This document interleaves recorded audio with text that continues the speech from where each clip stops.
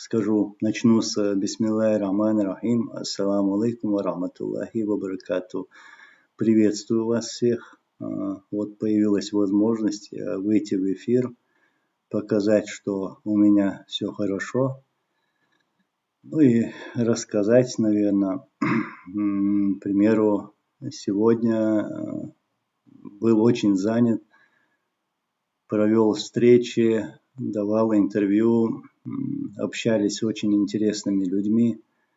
Я понимаю, что людям сейчас интересно, что я здесь делаю, какие результаты, но результаты будут потом покажем.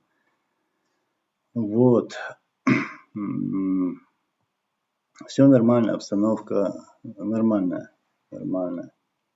Работаем и в основном я мало чего выпускаю, публикую, потому что в последнее время как-то такие важные встречи, там много что обсуждается. К примеру, сегодня мы обсуждали военные преступления. Те преступления, которые совершала российская армия, русские оккупанты. Вот. Обсуждали их действия в Украине, а также в Ичкерии. Вот. Даже у меня тут остались фотографии. Сегодня я им показывал. Сейчас, секунду. Сегодня показываем вот эту фотографию, старая фотография, 60 какой-то год, примерно так. Проводили раскопки в селе Хайбах. Эти фотографии мне подарила одна французская журналистка. Вот. Это тоже Хайбах. Здесь останки людей, которые были сожжены россиянами. Вот. Это все останки людей. Так вот, показывал эти фотографии и говорил, что никакого различия там нету. То, что раньше творили во времена Сталина, например, и то, что сегодня творит Путин. И приводил параллель с событиями в Украине. То есть говорили о военных преступлениях.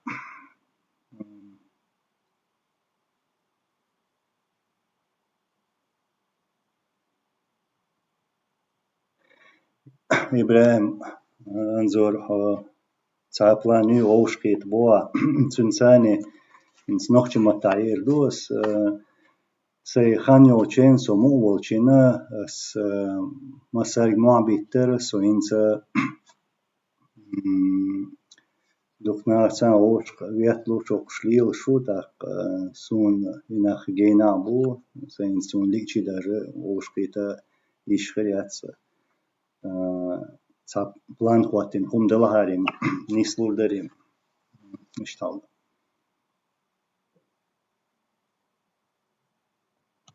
Опять же на чеченском тут один пишет. Анзор Европе Кигинах Бара Украине Бовар Бош. Первоначально телаца это была. Аздаемна Олш до Соцанги Украине Ол Шваце Эль Дол Швац. Из-за Цанде Тана Алба Ояц. Шин лог тига Кича Уру. Само цанницхо вигвие швацин свой цигавой цахтвам больше цойна ца это койхшава цареду дайс сакайкан ямас хадов сакайкан так там камил шамдиду цац болчара цабаевой цайзервой иттезервой там те урволша дела сунам целец, а там те уйди лeci айни ла целецум балайдич. Ишт милли вала сосан еваш джамбулат венир İslam bilakiyu işte noavel saveçan vul sanget sabah iş işte muştatsiga.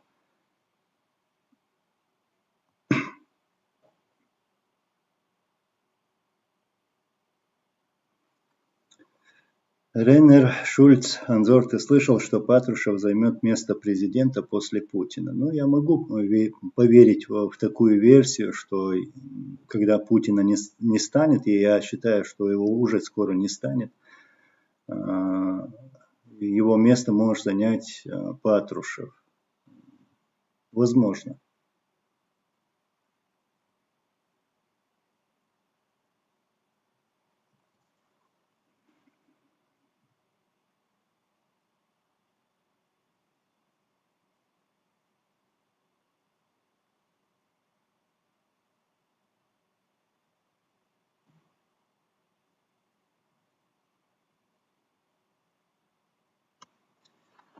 Какие советы дашь дагестанцам? Какие шаги нам делать к свободе?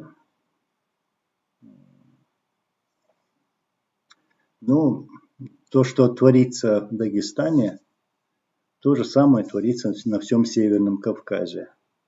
Нам просто надо выйти из этой России и быть хозяевами своих земель. Вот тогда что-то изменится на нашей земле. А пока там имеют какую-то власть россияне, то нами вот так будут заигрывать, проливать нашу кровь.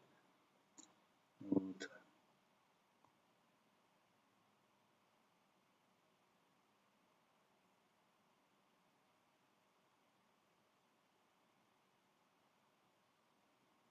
Ангел смерти. Уйдет Путин, будет другой русский диктатор. Нужно искоренить ячейку. Вот самое правильное решение.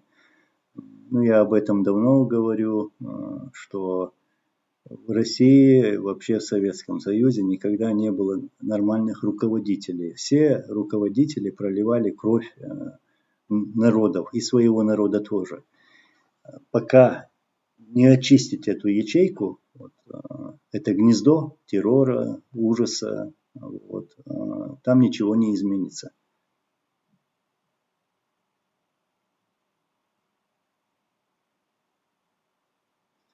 Нохчикам, Анзор, ты видел последний пост из Адат? В Чечне убит мирный житель, ранен кадыровец, и друг убитого объявлен в розыск. Нет, я не читал этого.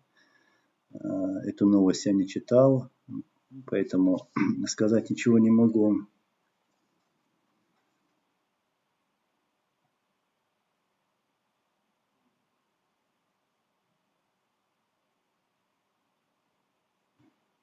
Саваш, алейкум ассалам, Страсбург, с тобой, ахи. Я тоже со Страсбургом и с другими городами. Директор Чапман, с сыновьями Дудаева дружите?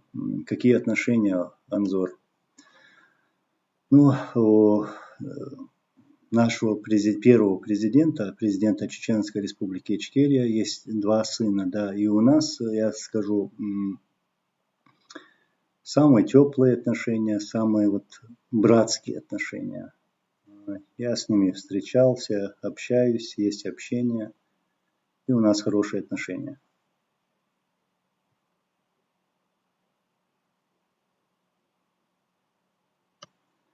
Muhammad Technology Innovation. Анзор, твое мнение о сдаче Азова, Азовсталь? Ну, это решение руководства Украины, поэтому я здесь ничего говорить не могу. Да, если мое мнение, вот так, чисто мое мнение, да, а не советы там или и так далее, то, ну, наверное, надо было учитывать, как велась война, русско-чеченская война, как чеченским бойцам удавалось выходить из окружения, как их оттуда выбивали. Вот, к примеру, я помню события в Кизляре, да, вот, как их оттуда выбивали, вот, группу Салмана Радуева, как говорят. Вот. И им помогли выйти другие группы. Через Терек. Вот я помню эти события. 96-й год, январь месяц был, да. Ну, наверное, нужна была решимость вот такая. Да, конечно, сложно сейчас об этом всем говорить. Военные знают лучше.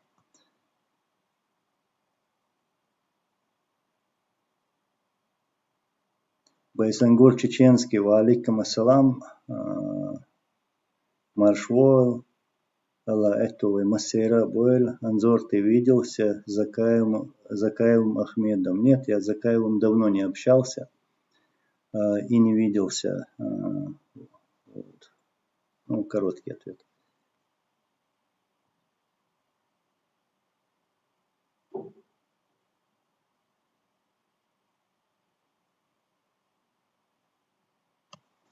Райнер Шульц. Почему они бросают людей на убой, на войну, зная свое поражение в Украине? Как ты считаешь, в чем смысл? Ну, это был самый глупый шаг Путина и руководства России. Пойти с войной на Украину. Он не учел многое. Вот. И Путин сейчас в агонии. Это его последние шаги. Я уверен, что уже конец Путина близок. Он к этому идет. Он копает себе могилу. Сейчас вот политическую. Это его глупость. Большая ошибка.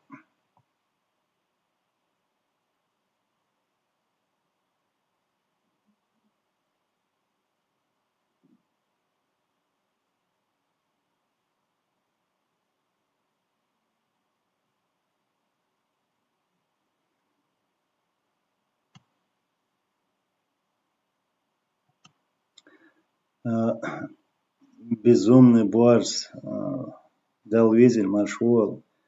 خزداتسون طبعا صح صراحة خلك طبعا صح خلك خزداتسون سياش ياتسي مدر على شيء قينا وات إنت حلقة واحد سو كمبيوتر طبعا هو شوية لوش تقميوش دياش تات بول بيشتر تيا حجر وصو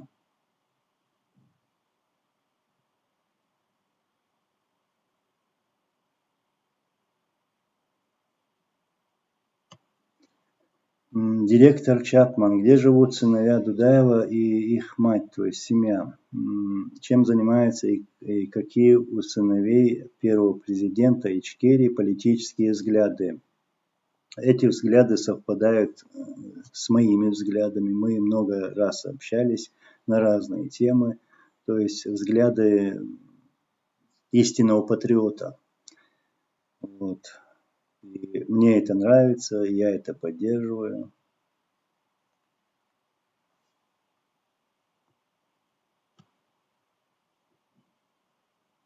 Flex and Blacks. Анзор, вопрос. Как можно получить паспорт гражданина Ичкерии, Баркал?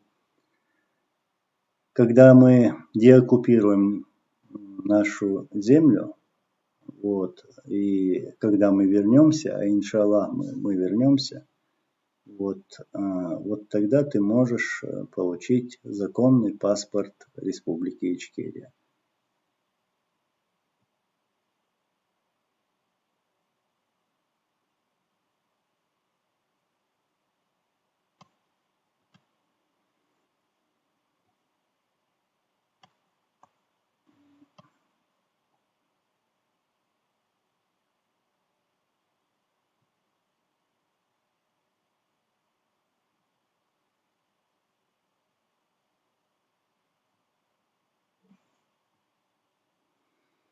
Валейкум ассалам. Салам сацаячун баас. Массайга.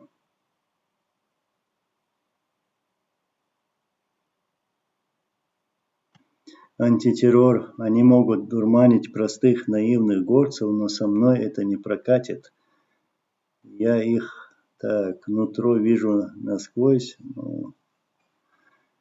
Поэтому вот наша работа направлена на то, чтобы люди смогли открыть глаза, чтобы люди очнулись, люди посмотрели назад и вспомнили, вот заглянули в историю, что хорошего сделала нам эта страна, Россия, уже несколько веков.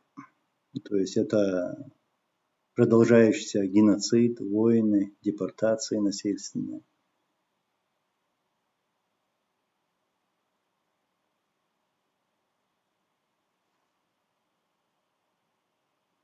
Джамлай Нохчу, ва алейкум ассалам, я уже ответил на этот вопрос.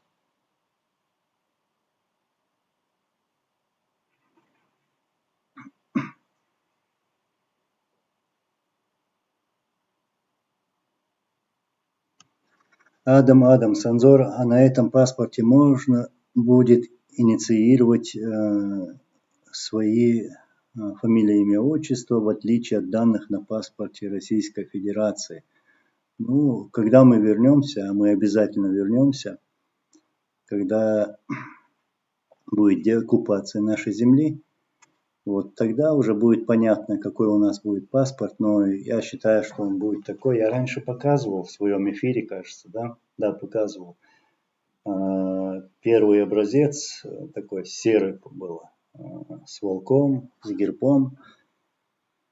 Вот. Скорее всего, вот такая и модель и будет у нас. Это насчет паспорта.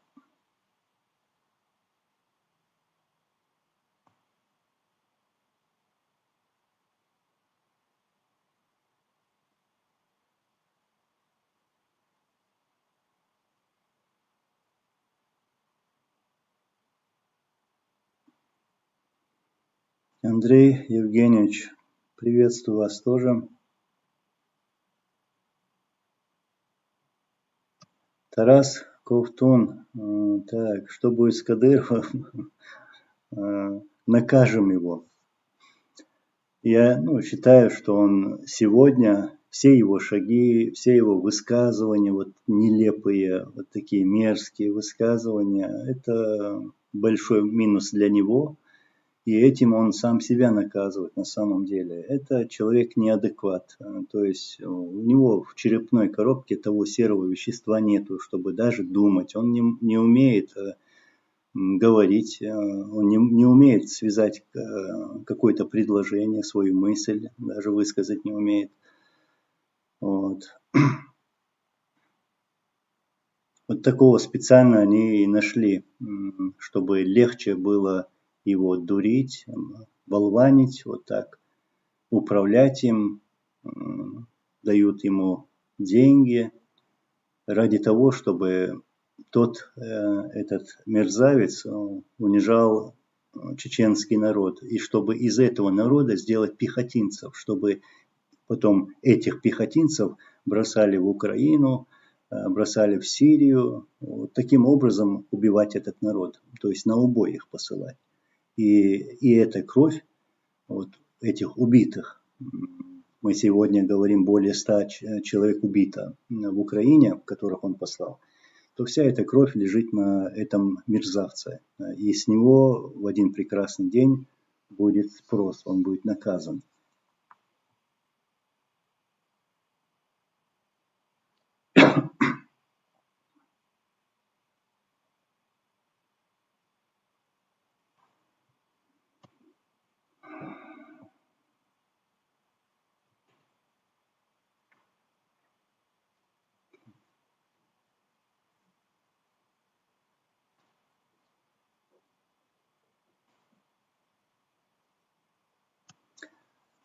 Хаут-Пьер, только вчера обсуждали королевство в Чечне. Надоели эти демократии. Ну, почему надоели? Когда вот говорят про демократов, да, я скажу вот так, таким образом, что больше демократов, чем чеченцы, не было. Ну, потому что народ решал, народ избирал, с народом считались, и была свобода слова, человек мог высказать свое мнение, свое слово любому человеку, даже президенту. Вот. Сегодня это диктатура, установленная этим убийцей и террористом Путиным. Вот. Так что, наверное, мы самые большие демократы.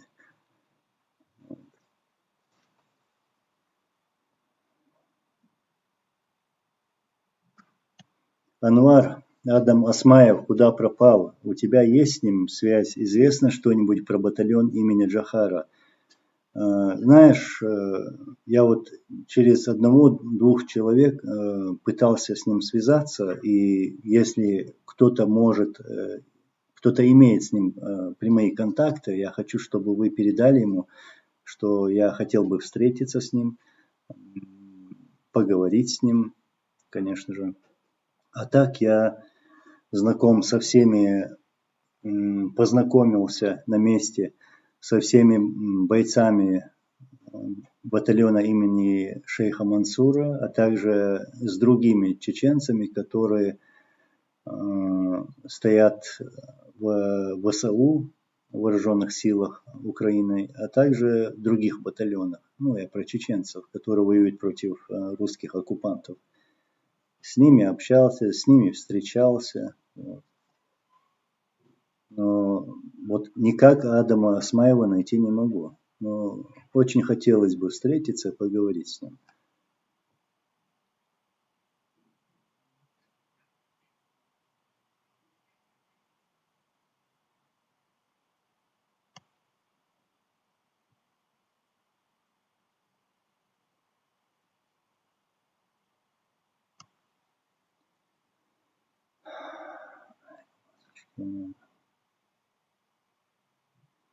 Тарас Ковтун, насчет деоккупации Ичкерии, как она, например, произойдет, да?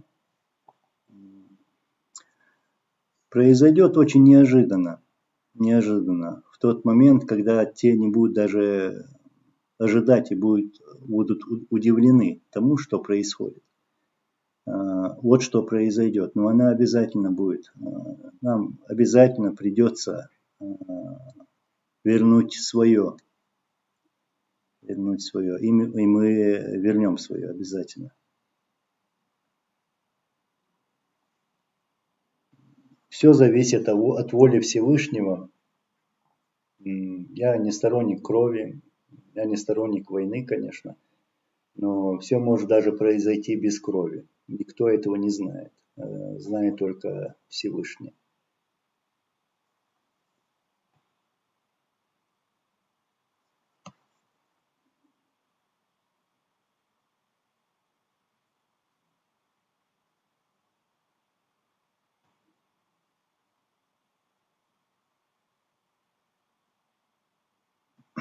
Сейчас, секунду.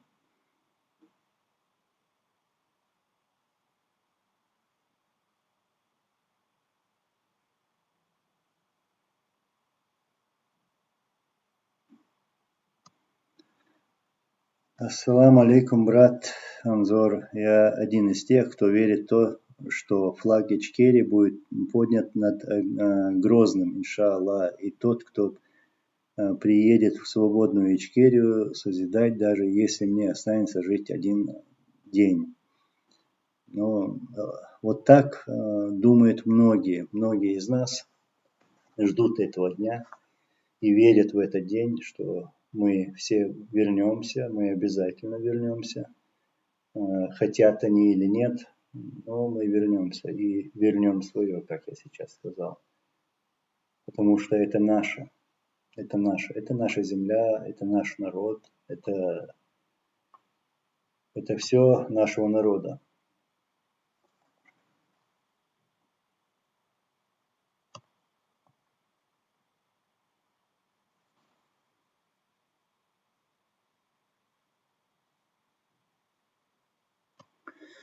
Muhammad Technology Innovation. Когда развалился Союз, мы получили независимость. В случае победы Украины, каковы наши шансы бескровно получить независимость? Ну, то же самое, то, что я сейчас сказал. Мы не знаем, что завтра произойдет. Мы не знаем, что произойдет через месяц, через год. Но мы должны быть готовы к тому, к этим событиям, готовиться к этому. Как нам говорит Всевышний. Единство, единство, единство. И все может произойти, как ты пишешь, бескровно. Может быть и такое.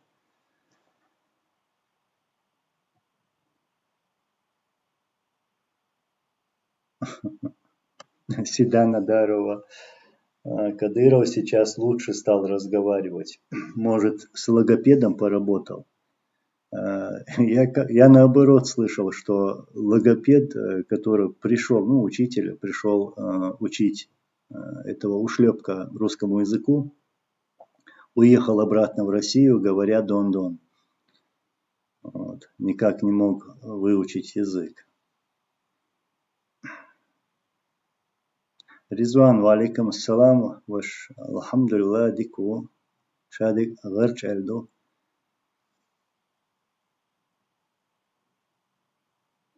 Джамлай Нохчу, Анзор, коротко расскажи, каким должна быть наша страна, Чеченская Республика Ичкерия, после деоккупации. Тем, кто все еще думает, что мы должны делать какую-то Кавказскую республику или войти в какой-то Туран, какой-то Эмират и так далее. Ну, я всегда говорю, что наша республика должна оставаться быть такой, какой она была и раньше. То есть ничего там менять не надо. Все было расстановлено нормально нашими лидерами. То есть все было на месте, если бы эти фашисты не оккупировали нашу страну. Вот. Там ничего изменять не надо. Там все, как я сказал, на своих местах. То есть я сторонник того, чтобы это было чеченское государство. Вот, чеченское государство. Мы должны сначала стать хозяевами своей земли. Вот. И чтобы там был порядок у нас, порядок, как говорит нам Аллах Всевышний. И как того хотят люди. Джек Демпси. У меня все хорошо. Все хорошо. Поэтому я сегодня решил выйти в эфир. Ну, коротко, наверное, долго, наверное, не буду.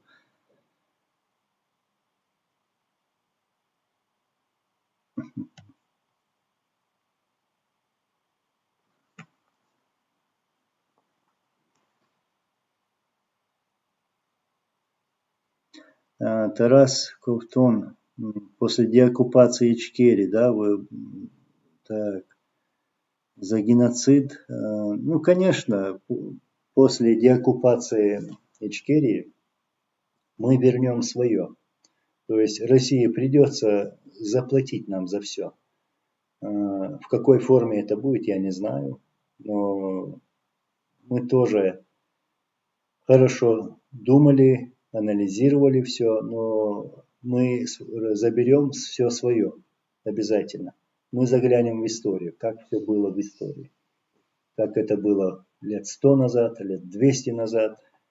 Вот. Так что пускай Московия живет сама по себе.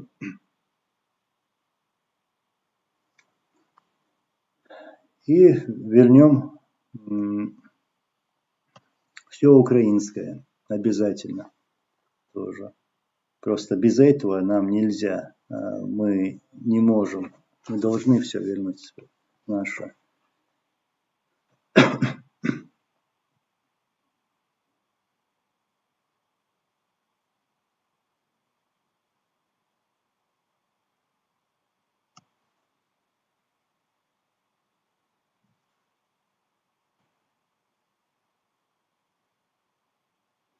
Акела Волк. Я обязательно встречусь с Осмаевым Адамом. Ну, я найду его. Это входит в мои планы. Вот.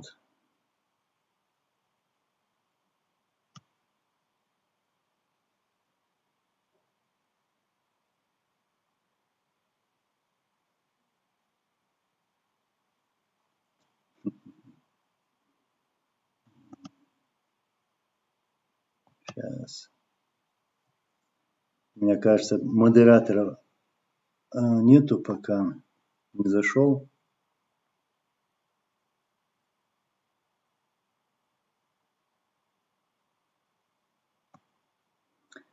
Седана нет. Насчет ты у Джека спрашиваешь, насчет модератора Кавказа. Ну, давно не общался с Кавказом.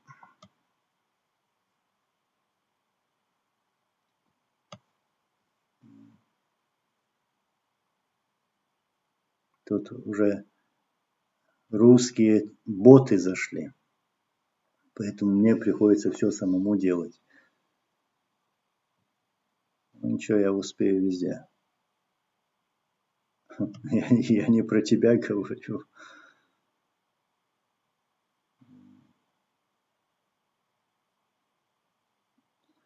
Анзор, брат, береги себя, ты должен увидеть свободных чеченцев на своей земле. Все мы увидим землю свою, но в любом случае, если что-то и произойдет с нами, это может произойти только таким образом, что мы не будем сломлены, вот, и мы не будем никак похожими на тех, которые предали нашу Родину, наш народ, нашу историю. И никак вообще ни в чем не будем похожи на них.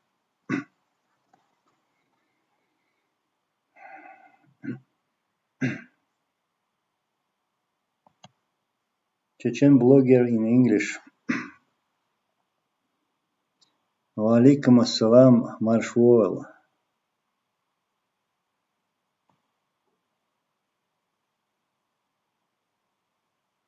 Алмаз Джапарбеков. Алейкум салам, брат.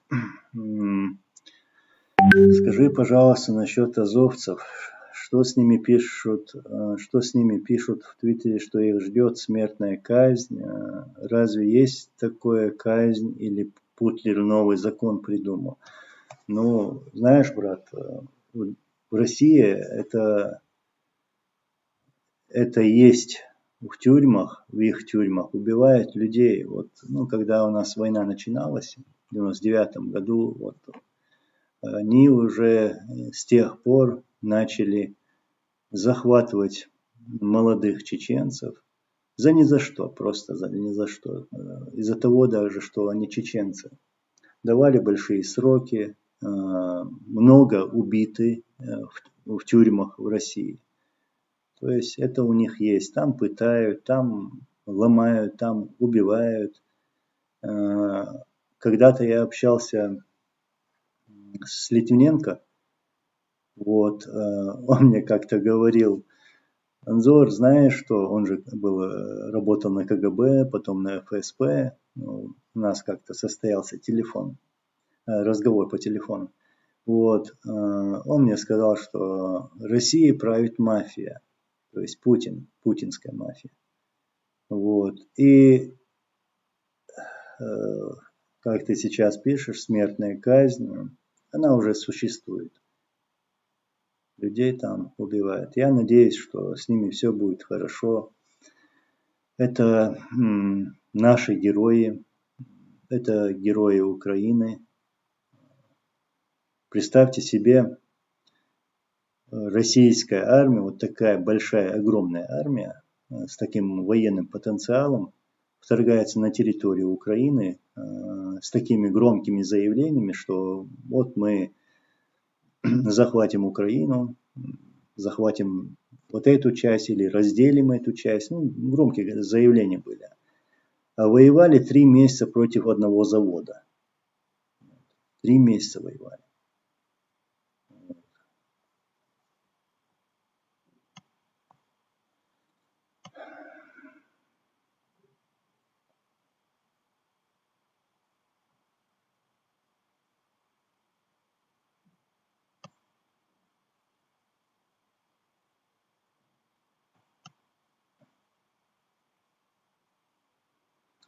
Джамлай, Аллах рейсхуил, массера дурцел, Аллах азут кобал.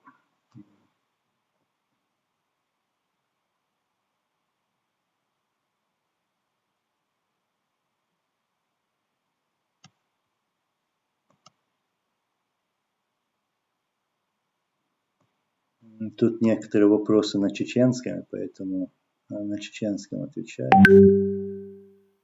С ноутбука неудобно, конечно. Но тут Нохчо спрашивает. Анзор есть Нохчи Чуах, допустим. То если в Чечне начнется третья война, то как ты думаешь, соберутся ли 100 тысяч чеченцев? Ну, не знаю, я не могу этого сказать, сколько может встать чеченцев, но я знаю, что, наверное, больше, чем раньше. Просто люди ждут какого-то момента. Но я не говорю про третью войну, я не хочу даже думать об этом, что она будет. Хватит, мы пролили много крови, много что испытали за эти две войны.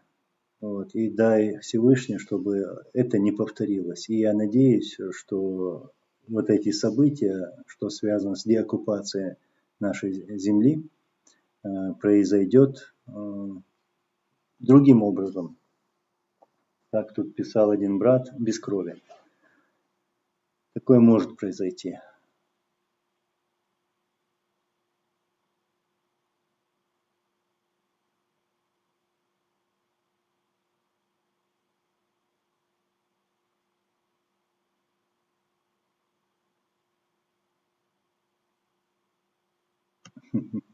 Фома. Так, валикум ассалам. Анзор, как думаешь, на этой войне кто выиграет?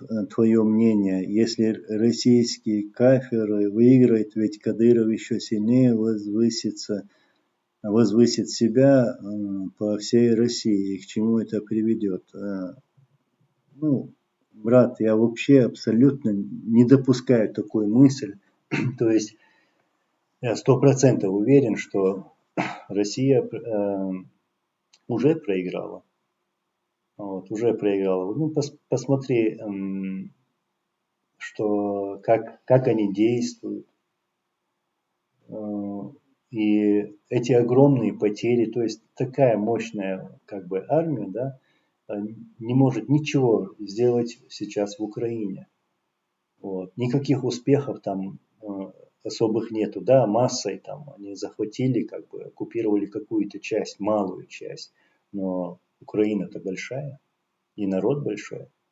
И эта война Путина просто идет на провал. Теперь Путин, может, и сожалеет, с одной стороны, что он залез туда, в Украину. Но теперь поздно. Теперь поздно.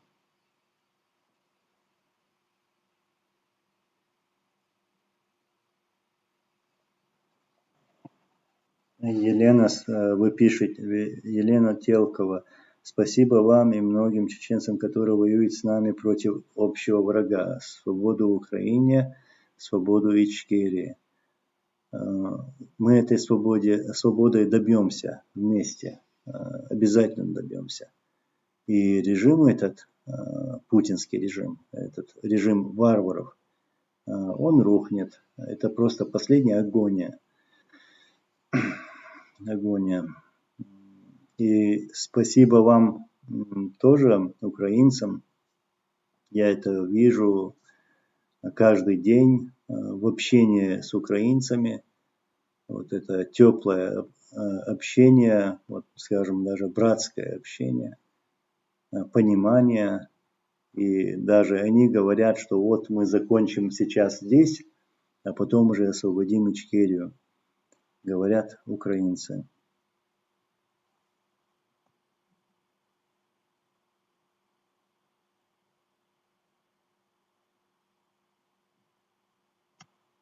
Ламанхо пришел, да, успел.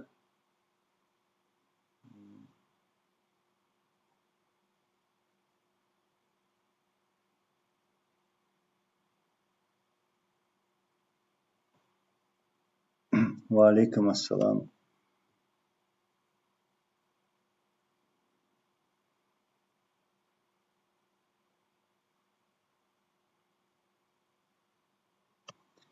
Фишерман. Но я полностью не буду сейчас зачитывать твое сообщение, но я просто отвечу коротко.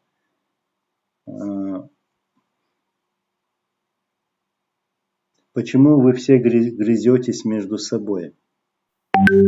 Первое предложение. Я вот что скажу. У меня такой грызни нету. Ты, наверное, сам знаешь, ты должен это знать, если ты смотришь видео. Посмотри видео и посмотри, как я говорю и что я говорю. Я ни с кем не грызусь. Я всегда говорю и сейчас скажу еще раз и буду всегда говорить, что мы должны идти к единству. Знаешь что, брат, сегодня я хочу рядом с собой видеть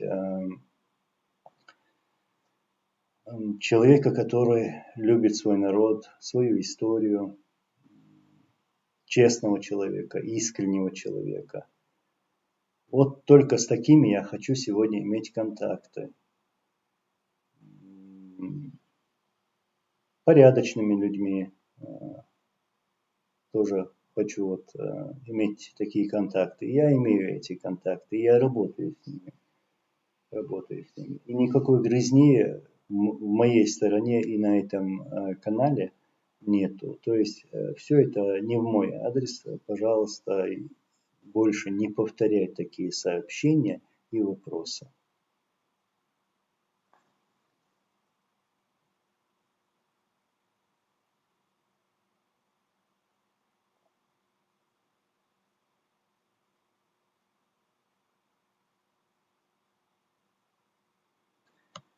Так, Ричард Ардуино.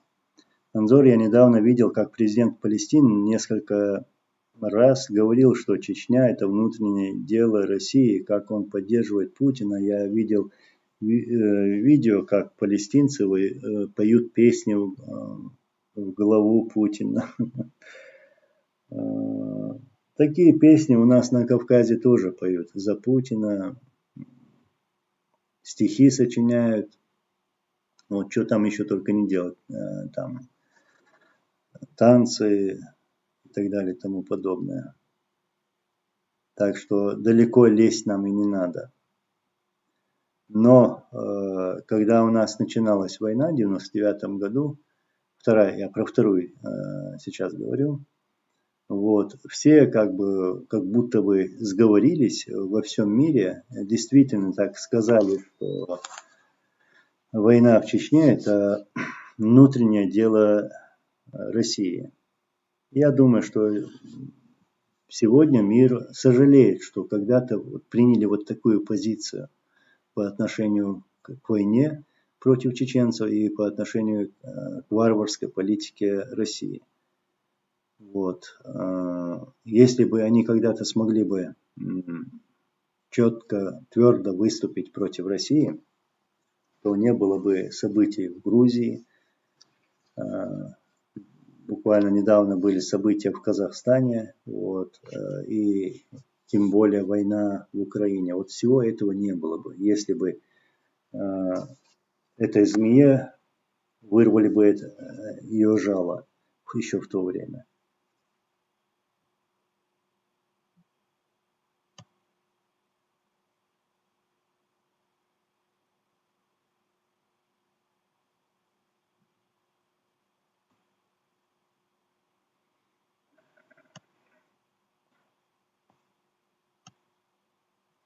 Тарас Ковтун, как думаете, я перевожу с украинского на русский, как думаете, будет ли Украина гарантом безопасности Ичкерии? Ну, хороший вопрос. Я думаю, может быть и будет хорошо. С Украиной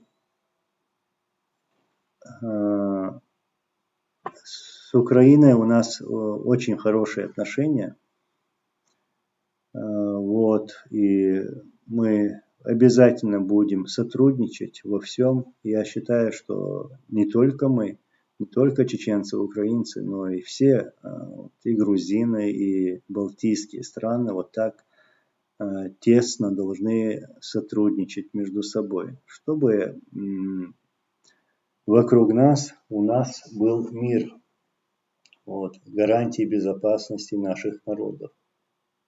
Вот этого мы можем сделать, добиться вместе.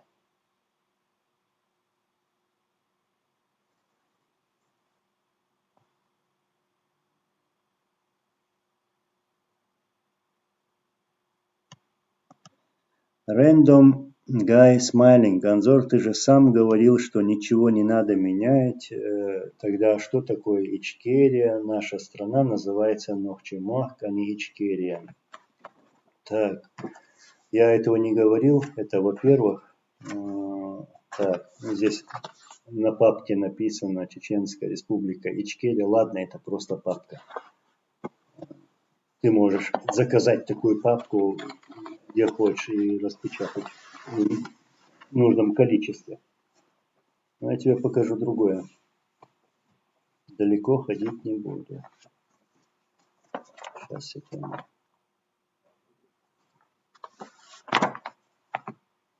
Вот, генпрокурор Чеченской Республики Ичкерия вот, пишет президенту Чеченской Республики Ичкерия Руслану Масхадову. Вот как называлась и называется наша республика. Ну, здесь крупным планом, например, ну это документы, оригиналы. Тут, смотри, везде стоит Чеченская Республика Ичкерия. Вот как называлась и называется наша земля, которая сегодня оккупирована. Ничего придумывать, ничего менять там не надо. И кто пытается это сделать, у них это не получится.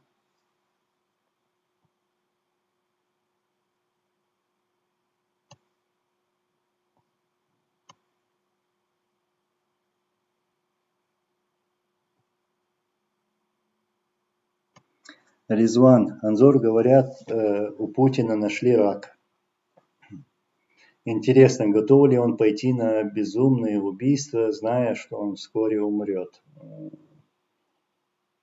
Он может пойти на это. Ну, пускай идет. Пускай идет. Вот тогда пускай и те, которые его поддерживают, увидят, что наделал их правитель. Вот тогда узнают. Вот так вот. Но, ну, как я говорил раньше, русские сами должны быть заинтересованы, чтобы остановить этого шизофреника. Потому что все идет вот к этой войне. Это уже Третья мировая война идет, понимаете? И это все может очень далеко зайти. И все это будет по вине Путина. Сколько бы там они ни обвиняли Запад, там американцев и так далее, ну, там не американцы воюют, не американские войска воюют против российских войск, а воюет украинская армия, ополченцы, добровольцы против российских оккупантов. Это российская армия, которая вторглась на территорию Украины по приказу Путина. Так что пускай винят своего ушлепка Путина и с ним разбираются.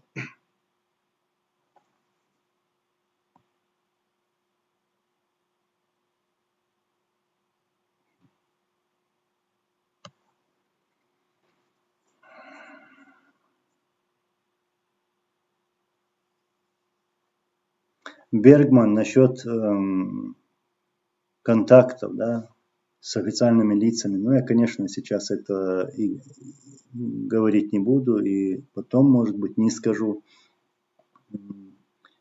Но все нормально, все хорошо.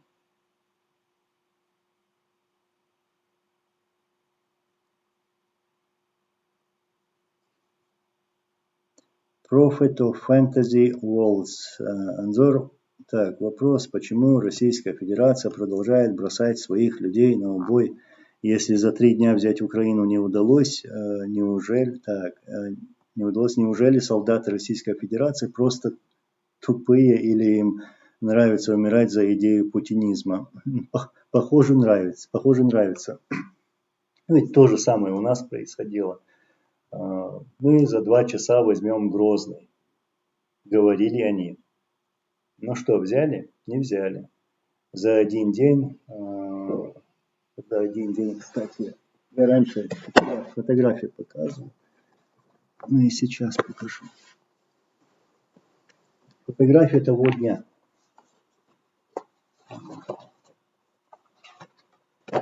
Так вот, им не удалось взять Грозный за 2 часа, уложили своих, как они говорят, пацанов, а на самом деле русских оккупантов.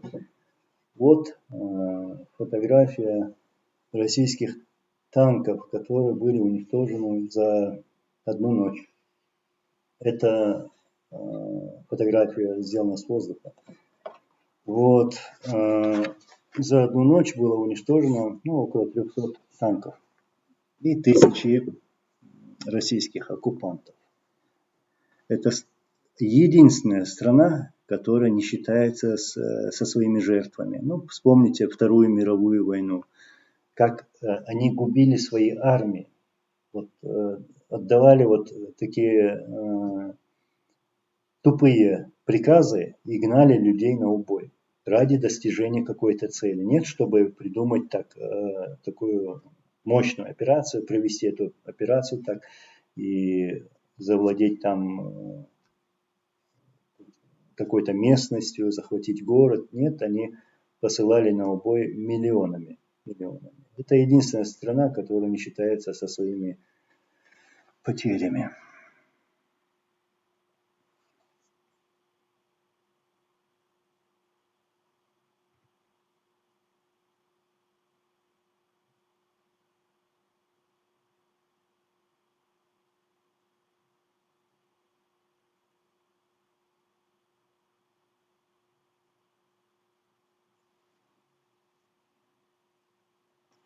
İbrahim tak. Aleyküm assalam. Der Gulder Ashton, Haza Ashton.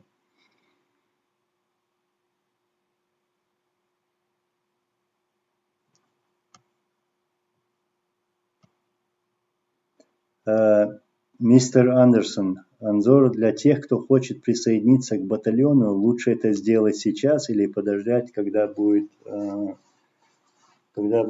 большой призыв. Ну вот, когда будет призыв, вот только тогда. Меня тут спрашивают, как можно вступить в батальон, как можно вступить в ОСУ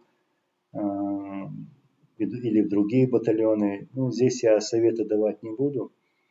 К примеру, насчет чеченского батальона имени шейха Мансура, здесь я могу точно сказать, никто сейчас не принимается, потому что достаточно людей.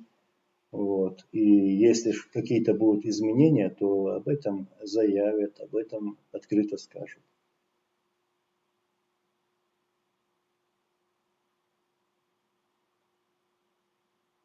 Анзор, как вы относитесь к Зелимхану Яндарбиеву? Фил Стеликов пишет. Я Аллах разу был Дольсон Зелимхана, да, Яндарбиева знаю его семью. Вот. Бывал у него, общался, разговаривал. Он был истинным мусульманином, он был патриотом своего народа. И, как вы знаете, был убит путинцами, спецслужбами Путина. Представляете, в чужой стране взорвали его машину, когда он возвращался из пятничной молитвы со своим сыном. Сын был ранен, а Зелимхан Яндарбиев был убит. Аллах разу обладался.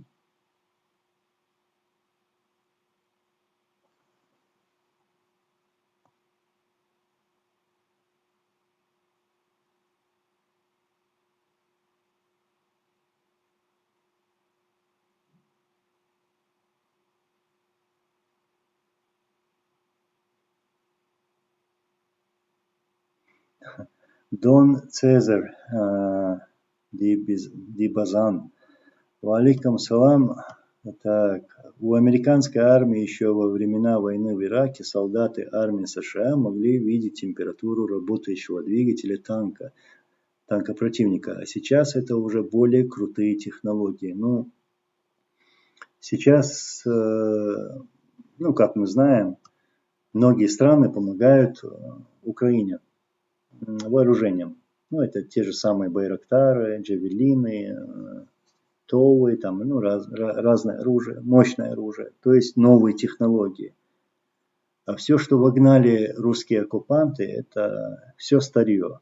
Ну, я даже смотрю на эти картинки, как едут эти колонны. Ну, что я вижу?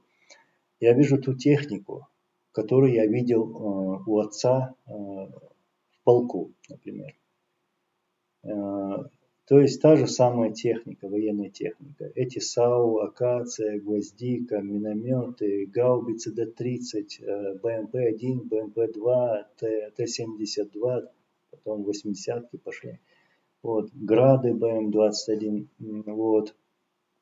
То есть старье. И стоит, например, расчет РСЗО, то есть, ну, ракетные установки «Град», стоит расчет, и линейка измеряет там расстояние, координаты, и отдают эти координаты, потом направляют эти ракеты и стреляют. Когда у другой стороны там уже летают дроны, собирают эти координаты, и по этим координатам там уничтожают вот эту российскую технику. Огромная разница, большая разница. Вот. Поэтому российская армия сегодня несет большие потери. Нету той армии, нету той мощной армии. Все это просто слова этих генералов и политиков, да, они там, как говорится, понты кидают, слова кидают на ветер. Ничего у России сегодня нету, такого супероружия.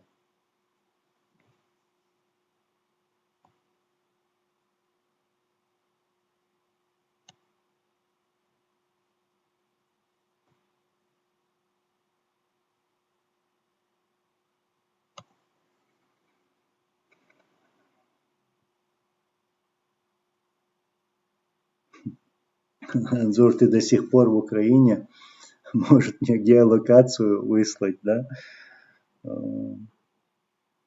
Я даже, ну, с одной стороны, боюсь не за себя, вот, что эти оккупанты могут ударить ракетами, ну, вообще говорю. Я-то беспокоюсь за окружающих. Вот. А так во мне такого страха нету, чтобы бояться их. Вот.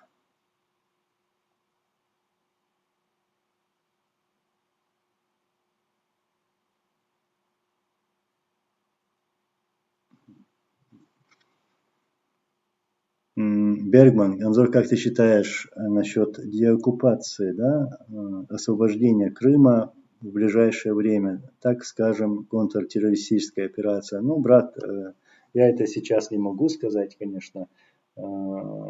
Если это планируется, то планируется украинскими военными, руководством военным.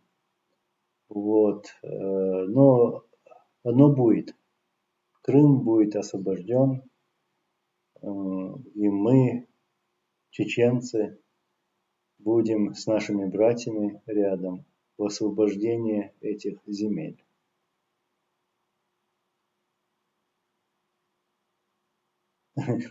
Василий Долгтрев, не дай им заработать. Да, вот я и говорю, не дам заработать на себе. Так что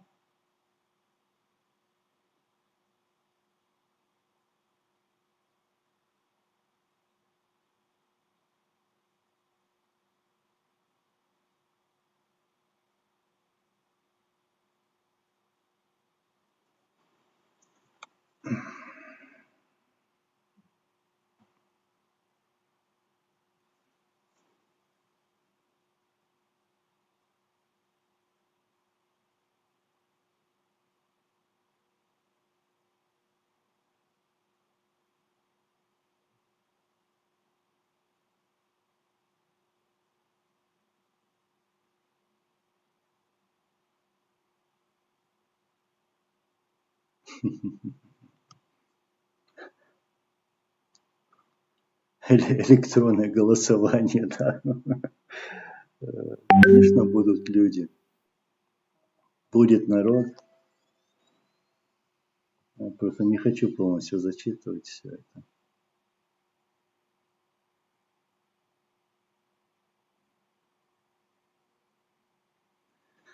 Руслан Абдулаев, Анзор, помнишь Султана? Нет? Не помню, не помню.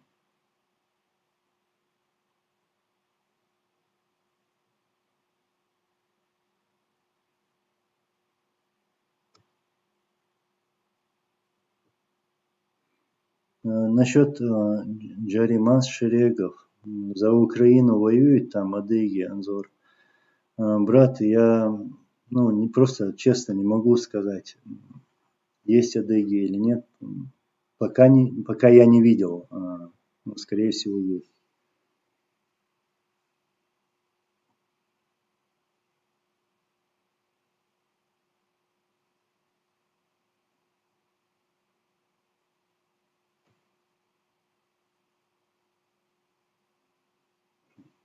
Freedom Lover. Валейкум салам, брат. Насчет, возможно ли, что путинская власть станет еще более влиятельной?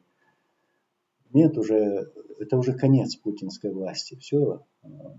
Это последняя агония его. Крах Путина наступил. Посмотрите на его лицо, вот, как он садится, как он дергается, его речь. То есть абсолютно не похожая на речь того человека, скажем, год-два тому назад. Большая разница.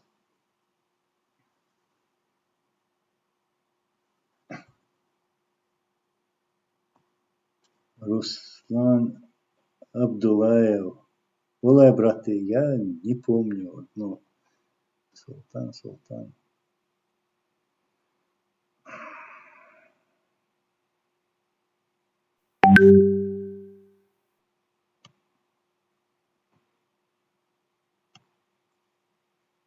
По площадке, дома или в каком городе, интересно тоже.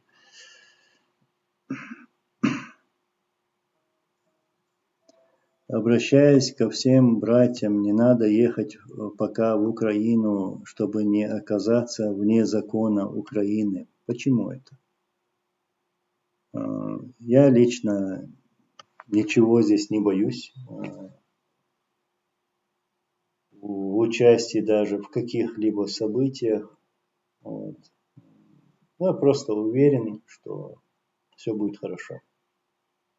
Я наоборот считаю, что мы должны сегодня стоять вместе с Украиной, поддерживать Украину всем. И еще с начала войны в Украине 2014 года, еще с того времени я говорю, что призываю, чтобы мы, чеченцы, были с украинцами сегодня, помогали во всем. В этом году, когда развернулись вот такие события, когда Россия уже открыто вторглась на территорию Украины, то также призывал, мы собирали вещи, отправляли сюда и вот раздавали. Теперь уже непосредственное участие есть и будет. Так что нужно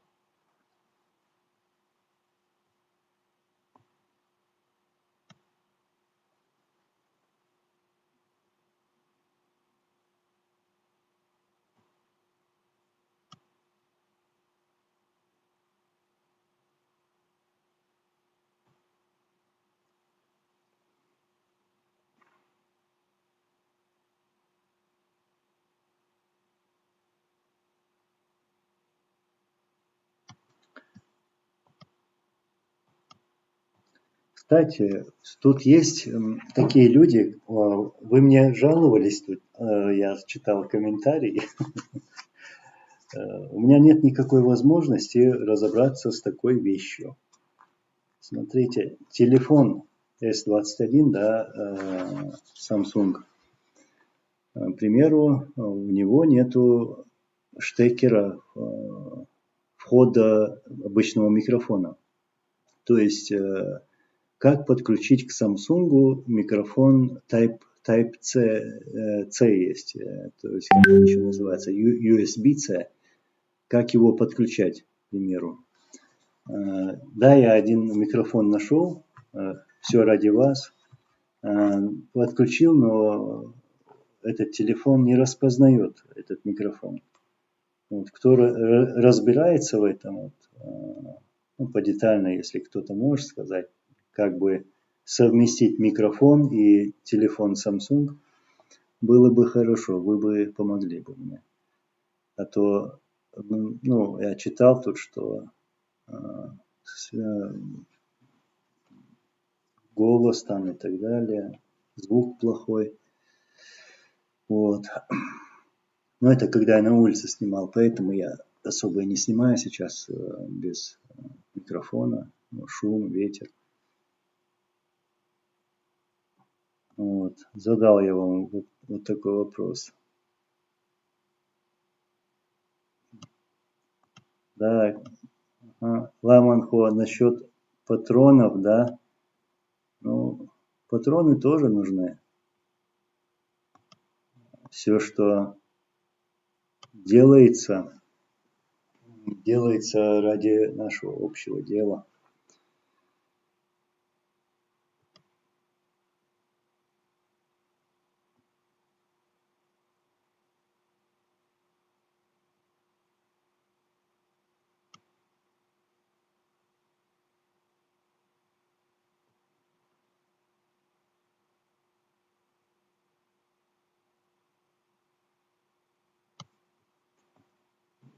Мега плюс. Какой же ты чудик. Ламахов, ты куда смотришь? Выгони этого ушлепка.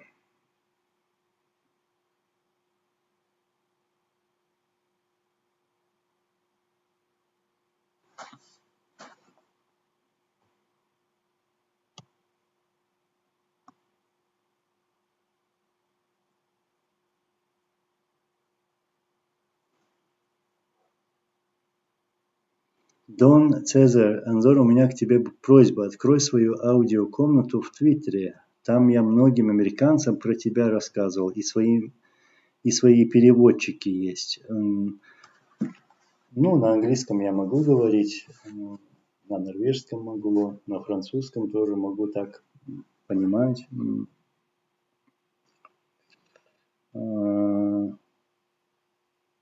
Насчет Твиттера, да, у меня там есть регистрация. Ну, хорошо, я подумаю, да. Спасибо за идею.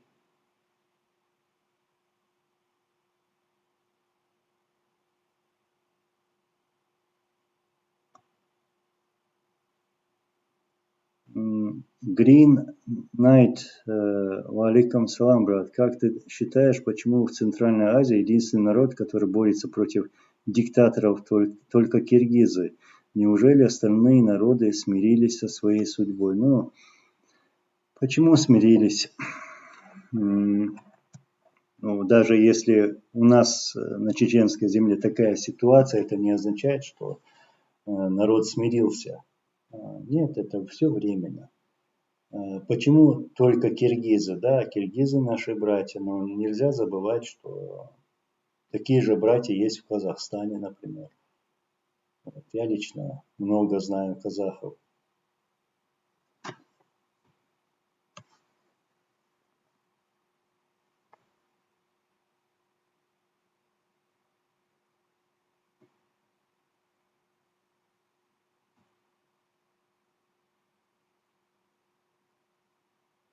Freedom to встретить эту бой со стороны Европы. Ну, со стороны Европы, чтобы заехать так сюда, сначала, знаешь что, будет сложно.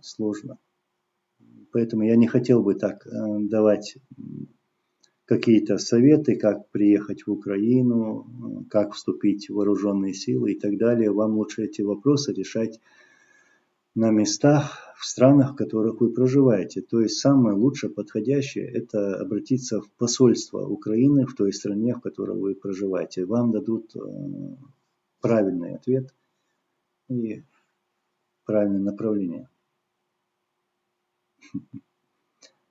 Одного отправили за кораблем. Правильно.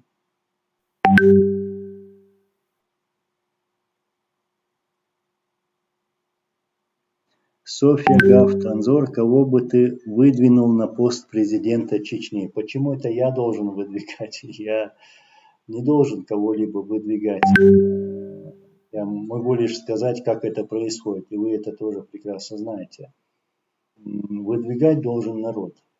Народ должен выдвигать человека, в которого не верят, да, которого не уважают, считают авторитетным лицом и считают человеком, который не подведет, будет всегда стоять на стороне народа, никогда не будет с врагом этого народа.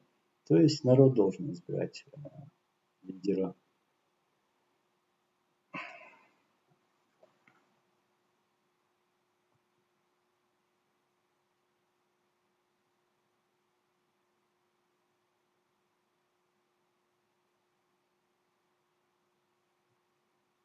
Дон Цезарь, насчет знакомства с Вальтером. Хорошо будет очень хорошо. Я готов к общению, к обсуждениям, к работе, тем более в сегодняшнее время, когда нам надо делать все максимально зависящее от нас для достижения наших общих целей.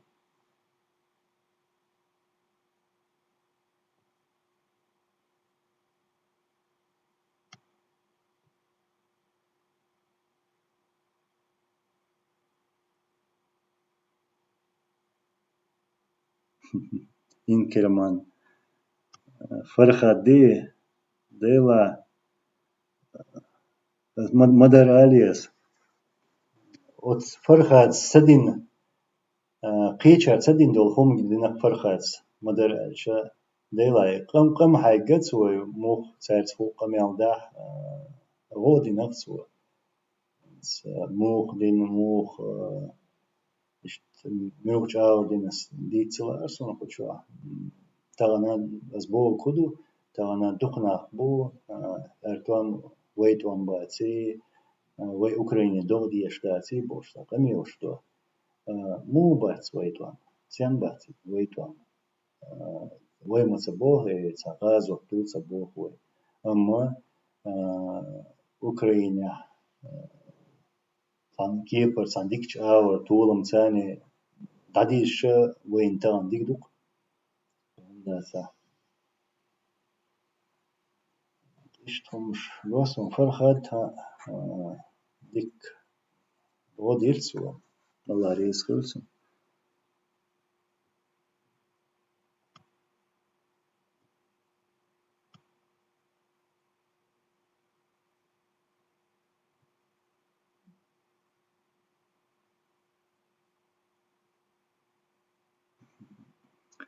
Руслан Абдулаев, мы с тобой лично не знакомы, но жили по соседству.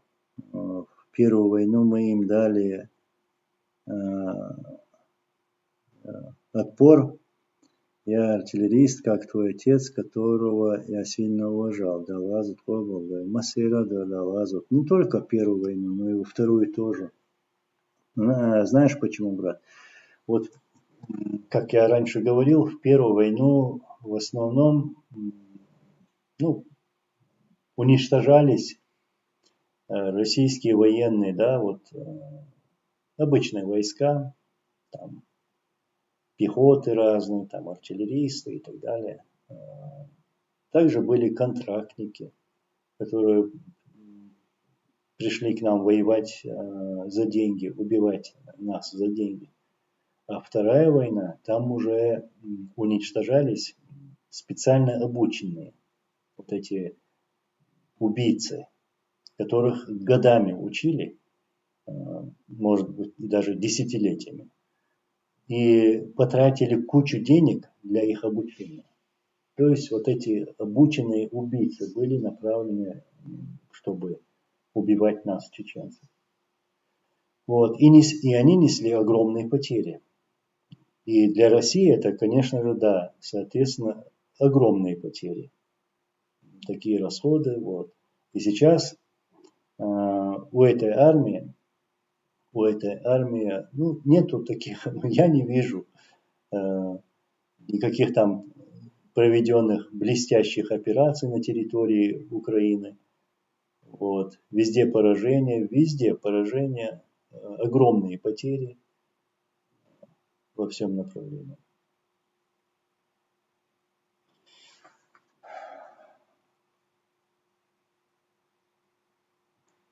From Ичкерия, да, согласен, Фархад постоянно собирает донаты на добровольцев и очень хочет видеть свободный Кавказ. Фархад наш хлопец. Да, ну я давно видел, как он собирает донаты через свои стримы, прямые эфиры и покупает там медикаменты, во всем, короче, оказывает помощь украинцам. Вот. И я считаю, я раньше в эфире тоже говорил, и наши люди должны были быть заинтересованы сами, чтобы собирали такую помощь, ну, любую помощь, и оказывали вот эту помощь, потому что ну, много людей наших живут в Европе, кто-то работает, ну, и так далее, и тому подобное, и в состоянии что-то купить, отправить, помогать. Поэтому чем больше вы будете помогать, тем больше, скажем, шансов, да, что мы все вернемся домой. На самом деле так оно и есть. Потому что победа Украины – это наша победа.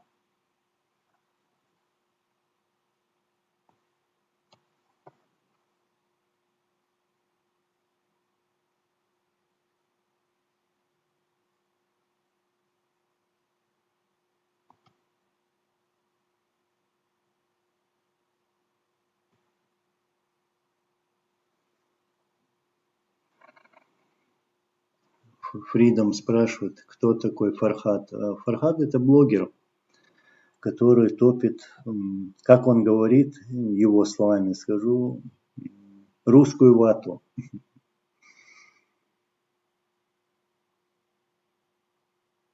Muhammad Technology Innovation. Насчет Ломаева, ну да, я видел в Фейсбуке, видел публикацию вчера, позавчера, вот где-то так. Ну, похоже, что все нормально.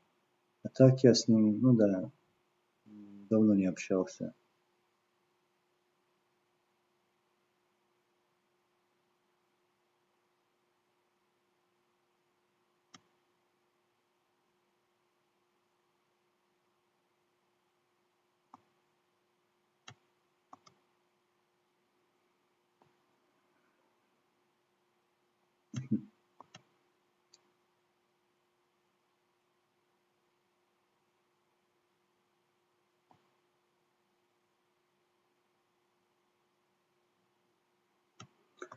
Дон Цезарь, Ди Базан. Ну хорошо, брат, потом свяжись со мной, как ты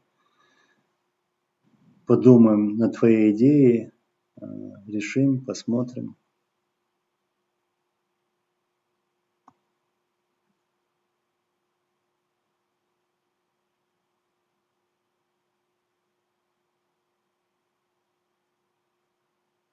Green Knight. Анзор, вопрос, почему, когда мусульман принижает немусульманские страны, то остальные мусульмане высказывают свое недовольство, но когда принижают другие мусульмане, как Турция и курдов, то все можно, да? Ну, знаешь, я сейчас хочу говорить только про Россию. Про Россию. Государство, которое угрожает всему человечеству. Вот. И государство, которое убивало мусульман чеченцев и в других республиках. И знаете что?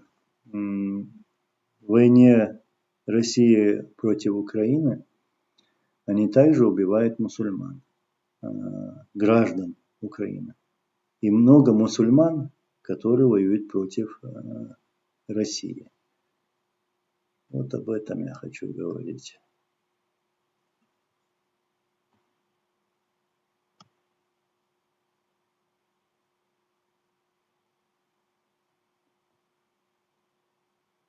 Анзор, а что с исламом? Что с исламом? У него все нормально. У него все хорошо.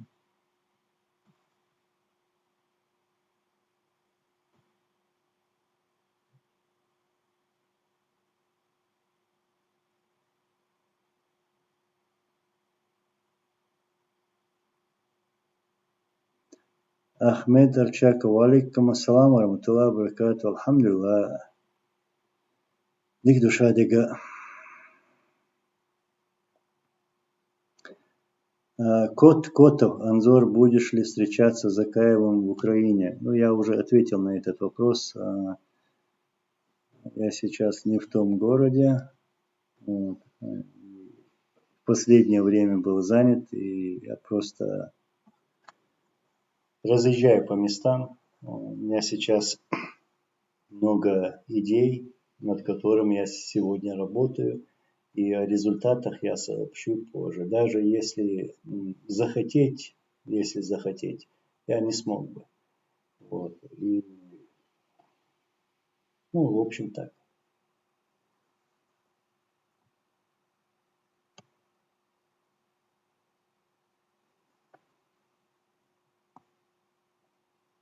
Иван Петрович, Анзор, в 2001 году я встречался с тобой при сборе гуманитарной помощи в Германии.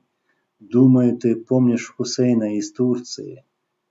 Да, я помню, в 2001 году наш президент Аслан Масхадов отправил нас, своих представителей, в разные страны, чтобы обратиться к гуманитарным организациям и собрать эту помощь, и чтобы направили свою помощь тем беженцам, которые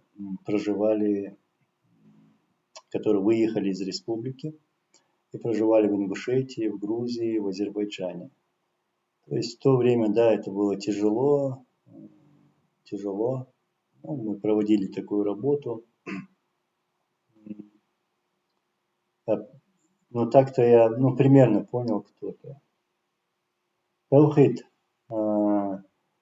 Анзор Зайнева, Валахинс, сон Мичахвал Весаха, Хавалахун, Атухел, Васвиц, Зайнева. Так, секунду.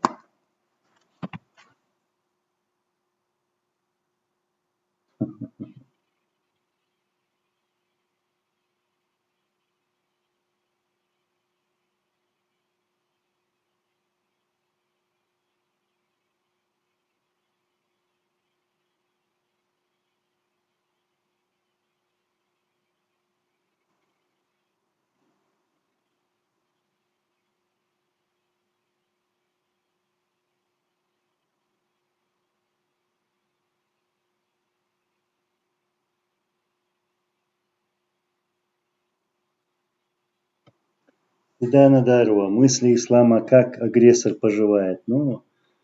Научился стрелять из своего оружия, метко попадает в цель, поражает ее, пробивает ее. В общем, все нормально, все хорошо.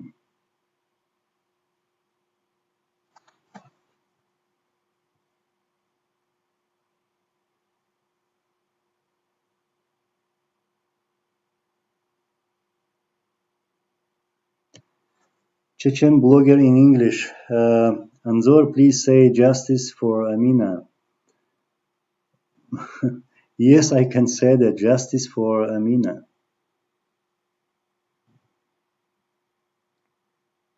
And can you send me the latest video, the link to your YouTube? I mean, the last one you sent me, because I don't remember where did you send it. Just wanted to mention, yeah, sure, I will say it, brother.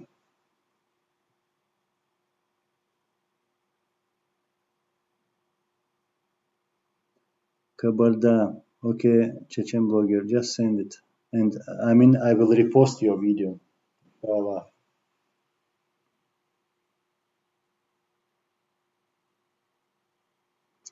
Джек Демпси, Анзор, кое-кто просит тут передать салам Муслиме Чеберлоевскому, да, Муслиме Чеберлоевскому. Иншаллах передадим, иншаллах. Дейдер салам ашафа.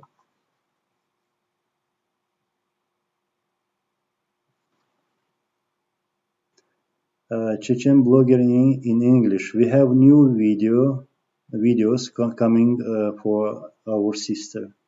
Inshallah, brother.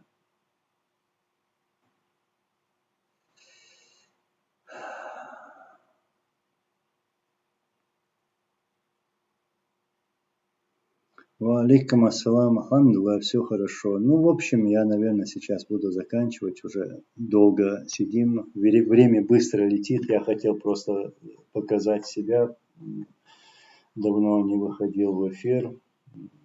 Ну, еще раз сказать, что работа не останавливается и не будет остановлена. Есть новые идеи, над которыми мы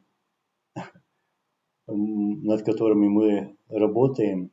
И есть сторонники, их с каждым днем все больше. И вот сейчас я провожу вот важные встречи с людьми с разных стран, не только чеченцев. Вот. И скоро, уже очень скоро, мы хотим прийти к одной идее, то есть поработать над этой идеей.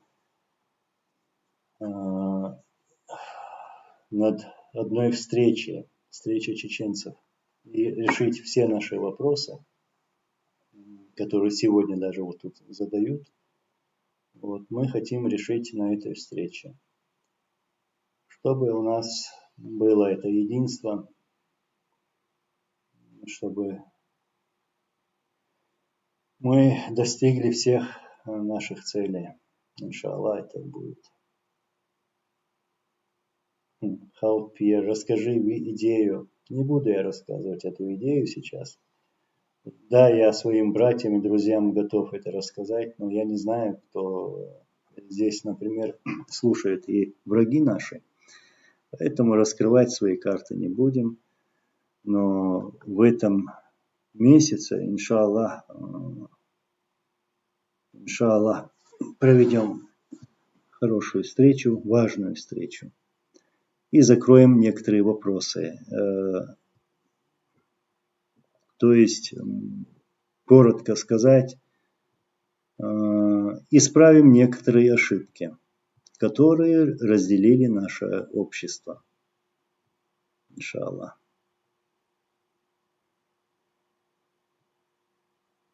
Василий Долгтрев, озвучь, пожалуйста. Нет, пока не буду.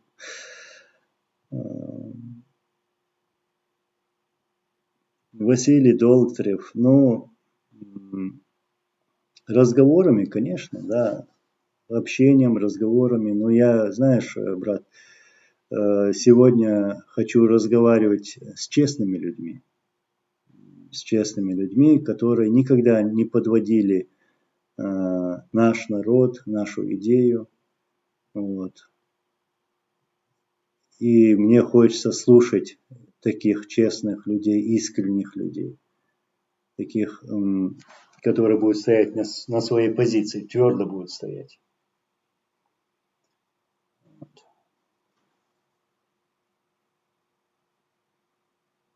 Софья Гафт, Анзор, что бы ты посоветовал нам, дагестанцам? Ну, то же самое, что посоветовал бы своим братьям, да, вот, чеченцам, Дагестанцы тоже для меня братья, так же, как и другие народы. Вот.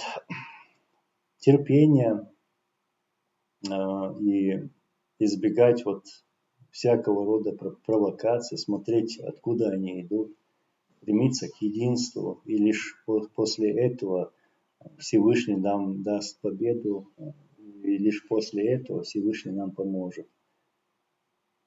То, что творится у нас на чеченской земле, на дагестанской земле, ну я сейчас все это пересказывать не буду, вы это тоже знаете.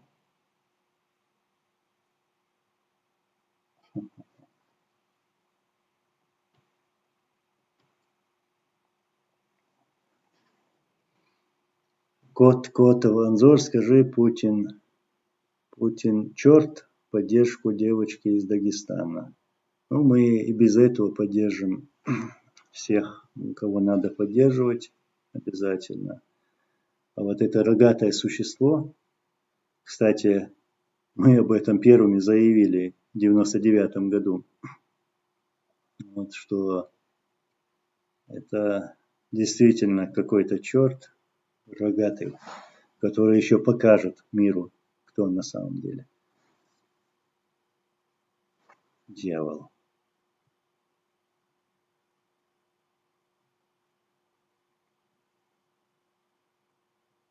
Богдан Гальченко, вы верите в победу Украины? Конечно, верю. Я очень уверен в этом.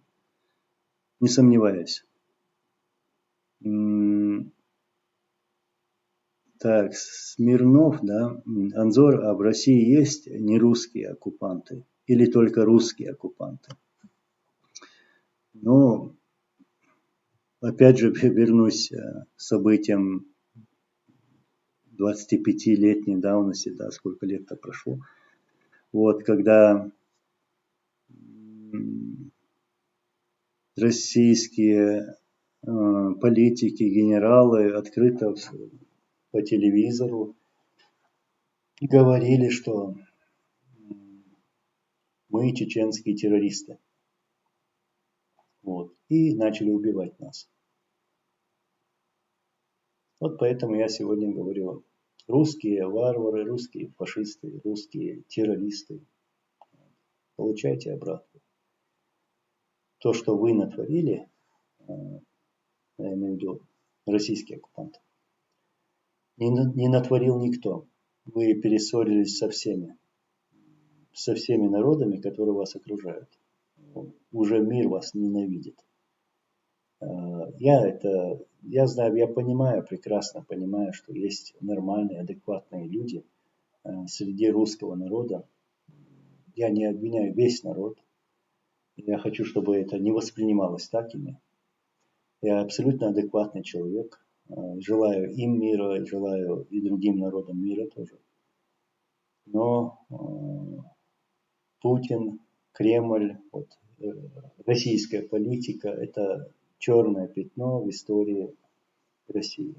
Поэтому в первую очередь об этом должны думать сами русские.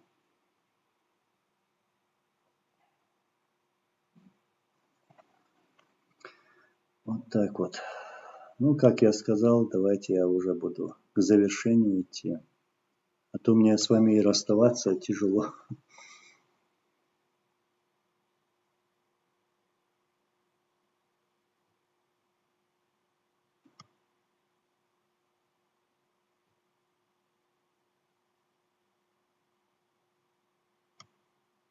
Ну, насчет русских, да, там вы спрашивали про русских оккупантов. Ну да, есть такие среди них, да, из числа чеченцев, да. Я сегодня не хочу называть их кадыровцами, тем более не хочу называть чеченцами тех, которые сегодня приехали воевать в Украину против украинцев.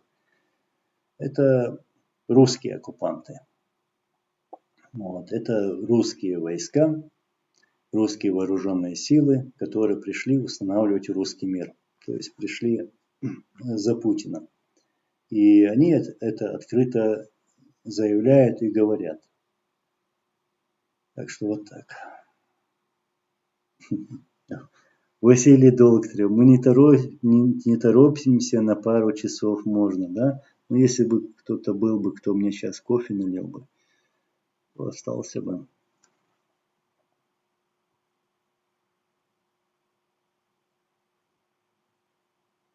Chechen blogger in English. Anzor, may Allah be pleased with you. It has been nice to see you. Say salam to all our brothers. Inshallah, my brother, I will give you salam. And, inshallah. Thank you very much. We will talk later.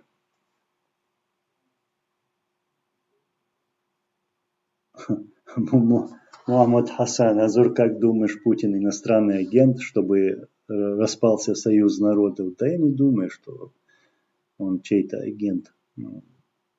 Да, они там, бывает, что говорят, это агент Америки, агент Запада. Да чушь, неправда. Это глупец просто, который из такой большой страны, ну, как Россия, сделал вот это, ну, то, что вы сегодня видите, страну изгоя.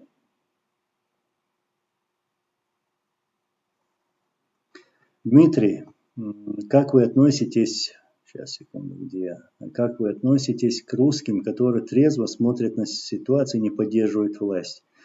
Ну, как отношусь? Нормально отношусь. Я вам желаю мира.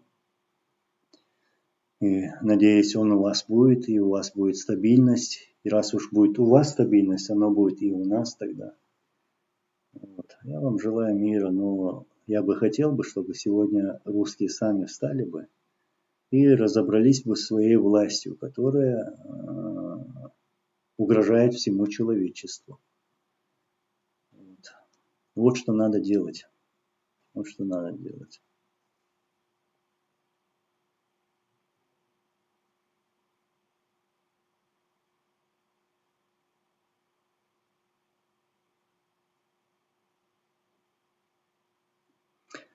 Чингисхан, скоро все так мгновенно изменится в лучшую сторону. Вы даже не можете себе это представить.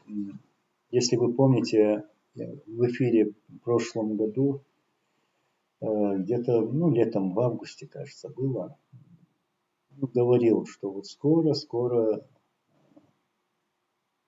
придет конец Путину, что это последняя агония его, что вот сейчас уже Путин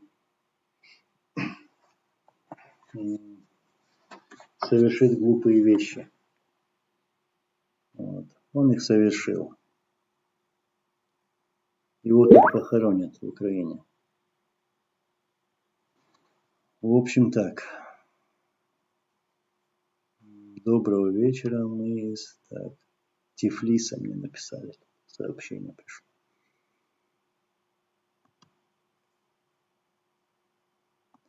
Ладно тогда. Братья, друзья.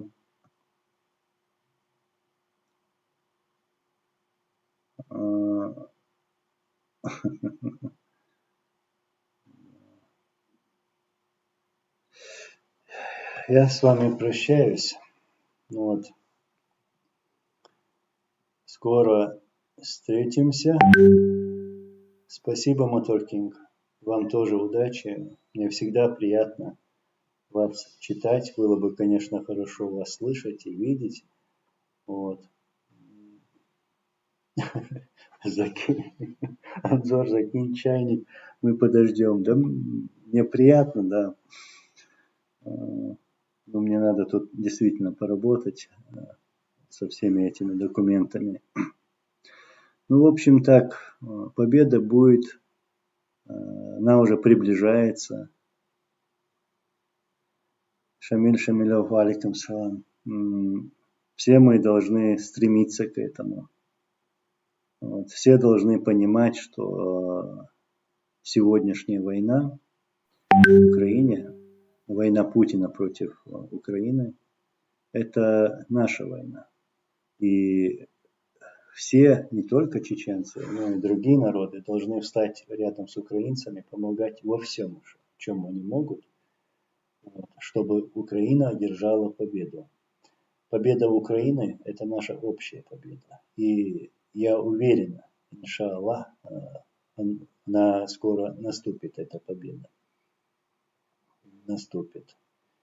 И я уверен, что марионетки, которые поставлены Путиным, мне даже противно называть их фамилии, ну вы прекрасно знаете, о ком я, вот, там академики и так далее,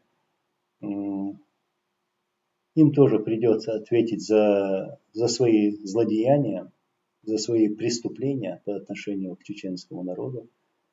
И придется ответить за гибель тех более 100 чеченцев, которые были отправлены в Украину под его давлением, там, еще деньгами, там, купил их и послал умирать за Путина. И за них тоже ему придется ответить. Да, я противник того, чтобы мои соотечественники, мои братья, скажем, ну, чеченцы, как-то шли на службу этому ушлепку путинскому и шли умирать за Путина. И я не хотел бы видеть сегодняшнюю вот такую картину, чтобы там чеченцы участвовали в войне против украинцев. Всю злость или ненависть, не знаю, как это назвать, вы выбирайте сами, нужно направлять против своего врага. Против врага. А враг кто? Не Украина. Украина нам не враг. Враг моего народа, вот, чеченцев, это Россия. Россия всегда нас выселяла, Россия всегда нас уничтожала. И Россия сегодня установила этот режим того ушлепка, который публично вот так позорит чеченский народ. Пытается. Но хорошо, что есть адекватные люди, которые знают, видят. Вот я вижу это здесь в общении. Они понимают, что это не чеченцы воюют против украинцев, а путинцы. Вот. Ну, все будет хорошо, иншаллах. До скорой встречи. Всем желаю мира. Ассаламу алейкум ва рахматуллахи ва баракату. Иншаллах.